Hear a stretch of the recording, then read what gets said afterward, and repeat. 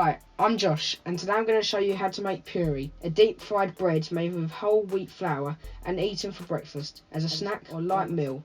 Before I begin, please take a second to subscribe, like the video and click that notification bell. Thanks.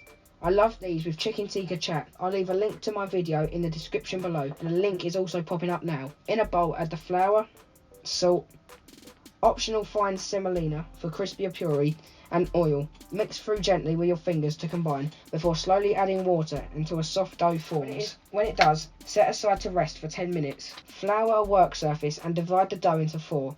Then roll until thin and circular, approximately 8 inches wide. You can never have enough flour for this. Don't worry though, it all easily dusts off for frying. If like me, you're hopeless at rolling dough into circles, don't worry, just cheat.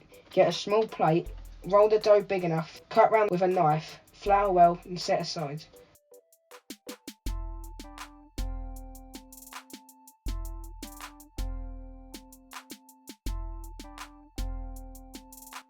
To make smaller puri, around the size of a snooker ball, cut each quarter into 4 again, then repeat the same process, rolling up any leftover dough until it's all used. Although I'm cutting around my plastic container here, it's much easier to roll out all of the dough in one large sheet, then cut it out using the top of a small glass.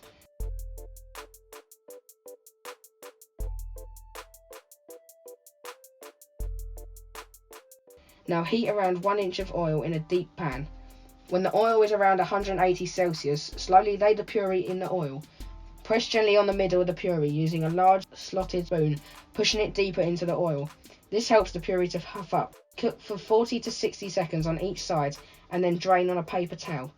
For the large puri, like the ones I serve my chicken tikka chaat, you'll need a couple of spatulas to help you turn over the puri halfway through cooking. Place one in the oil, then carefully lay the puri on top. Once again, press gently into the oil to allow it to bubble. After 60 seconds, carefully turn them over for another 60 seconds before draining. Please remember to like, comment and subscribe, and don't forget to check out this and many more recipes on my website at thecurrykid.co.uk.